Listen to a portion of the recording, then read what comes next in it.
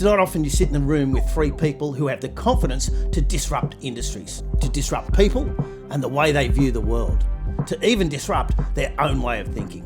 Tim Fung is the founder and CEO of Airtasker, a now global business that has disrupted apathy and created a new economy, the gig economy.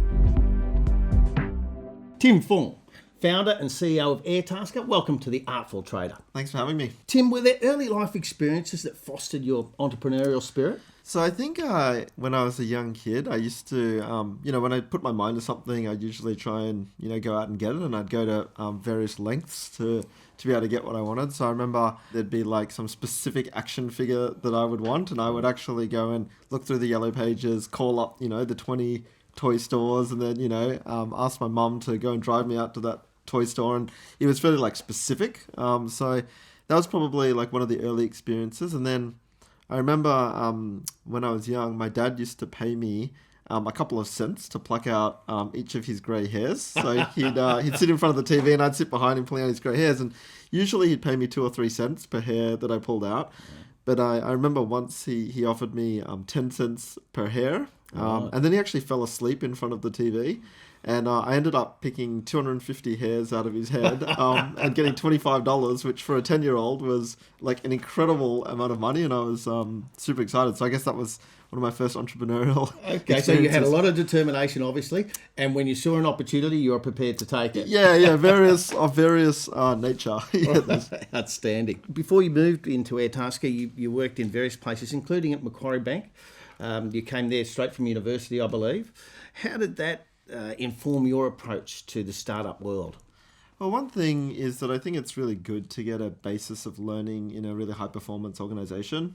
So I think Macquarie was a great learning ground for getting the basics right. And some of these things I think we might take for granted, like being able to write an email, set up a meeting. All of these things that seem to be basic.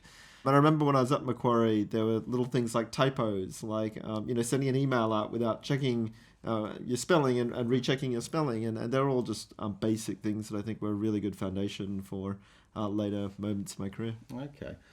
Do you still in touch with anybody from those days? Yeah, absolutely. Made some great friends during that time. I was there for about 5 years in total, so it was quite a long part of my career. Okay. And you were also a founding team member and an investor at Amasim.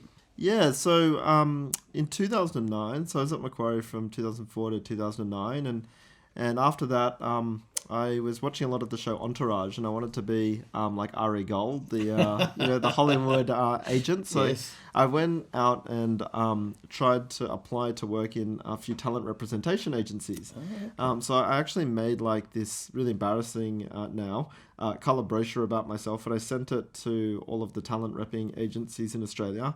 And I was really lucky. I got picked up by an agency called Chic Management, which is run by quite a famous model scout called Ursula Hufnagel. So I went there. I started working for her for free, doing a whole lot of PowerPoint presentations because I was really good at that from my days in investment banking. Right. And it was actually her partner in the modeling agency happened to be a really senior telco executive and entrepreneur. And he offered me the opportunity to work with him on building a mobile startup, which was amazing. Terrific. Okay.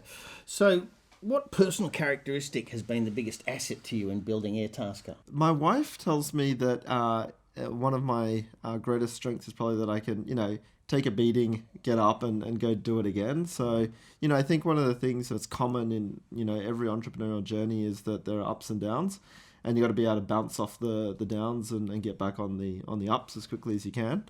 I guess it's a combination of confidence and chutzpah to keep going. So, yeah, I don't think there's any specific skill around like numeracy or speaking or language or anything like that. It's just I think I'm willing to put in the grit and put in the effort. So we've spoken with all kinds of disruptors in this series, Tim, but when you started up Airtasker, there wasn't an existing industry to disrupt. Instead, you changed the way people thought about local services. What were the challenges in bringing that to bear?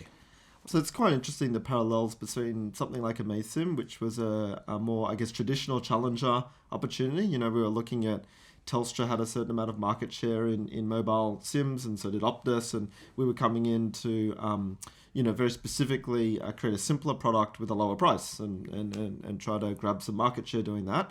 And you're right, with Airtasker, we weren't doing that. In fact, the biggest competitor that we had was really like apathy or jobs just not being done.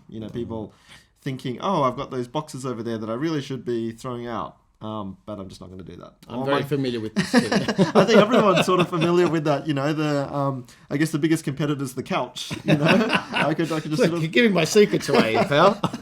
So I think that's everyone's secret. So that's that's probably why it's an interesting problem. But it did make it actually more difficult because you actually had to go out there and, in a way, frame the problem for people and then actually, offer them the solution to being able to solve that problem. The way we went about doing that is by building Airtasker as a demand-driven open marketplace. And that's, I guess, a fancy way for saying, rather than us thinking about what do you need, like us thinking we're going to find cleaners and plumbers and electricians and carpenters, we actually started the platform out as simply an open box that said, what do you need done? You could actually type anything into that box that you wanted. And that was a signaling for the customer to say, this is what I need. And the great thing about that is that because so many people have various different kinds of skills, they were able to go, oh, wow, someone's looking for that. I can do that. I've got the skills to be able to do that. And that was a really different approach compared to what was traditionally done, which was, I do these things. This is all I'm offering, and if you don't need what I'm offering, then nothing's going to happen. Okay, so you help service providers move outside their box. Yeah, absolutely. Like I think that take the case of a removalist. There's obviously a lot of people who are moving their whole home from one home to another home.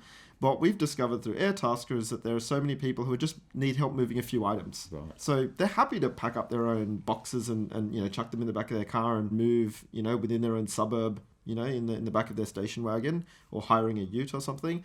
But they just need help with maybe moving the bed frame because that's one really big thing. And in fact, they're happy to help moving the bed frame, but they need someone else to hold the other side of it. So That's the example of where a removalist who has the skills to do full home removals can also do these kind of moving once-off item stuff. And that opens up this whole new category that allows them to earn extra money on the side. Another example would be things like IKEA furniture assembly.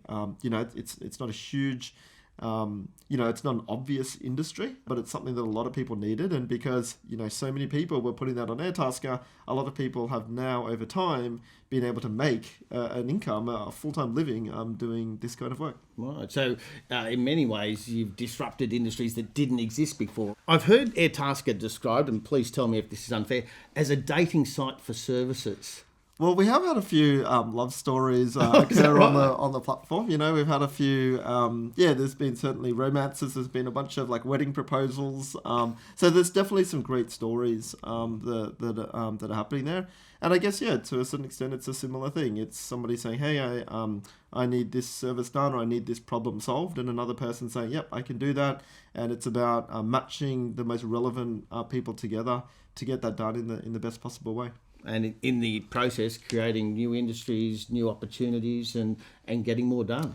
For sure. I mean, we have 30,000 active workers every month using the platform, and they're earning close to $120 million a year doing this kind of work. So it's something that sort of started out as, a side hustle for a lot of people, but over time has been able to become a professionalized full-time job. And what gave you confidence that this would work? Well, I think probably a moment of lapsed thinking, perhaps, and I say that jokingly, but also I think that there is some truth in that, which is that when you go and start a venture, if someone was to ask you to write a document laying out exactly what are the probabilistic chances of each step of the journey kind of working out, I'm almost certain that, you would back right out and go, that's insane. Why would I go and do this? The chances of me being able to do something else and earn an income doing that are way, way higher. So I do think to a certain extent, it's an irrational thing where you're like, I just want this to happen. It would be really, really cool if it happened. So that's where it kind of started.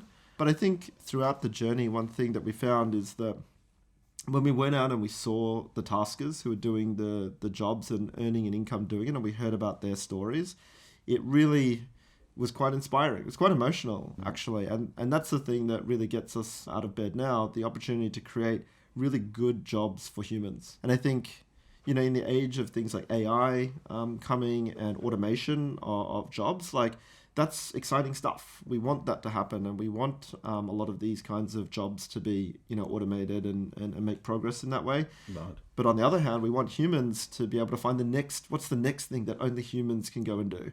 And I don't think there's any danger of there not being jobs for humans to do. A couple of 100 years ago in America, 20% of the country was employed in agriculture and farming, and now it's only a very small percentage in agriculture and farming. But there's new jobs. There's Snapchat marketer. There's AI data scientists. There's all these other kinds of jobs. So we're really excited about being able to create those opportunities for humans. Right, so there's an ongoing evolution, and particularly in the age of technology. Definitely, and that is why this open marketplace model that we have is so important, because it allows consumers to create new jobs every day. They can type into that box, hey, I need someone to get a drone that's stuck out of a tree. I need someone to do a flash mob for an e-commerce website that I'm making, and I want to have a video. All of these kinds of things. And so literally this open marketplace that we've built allows people to keep creating new and exciting ways of leveraging human power.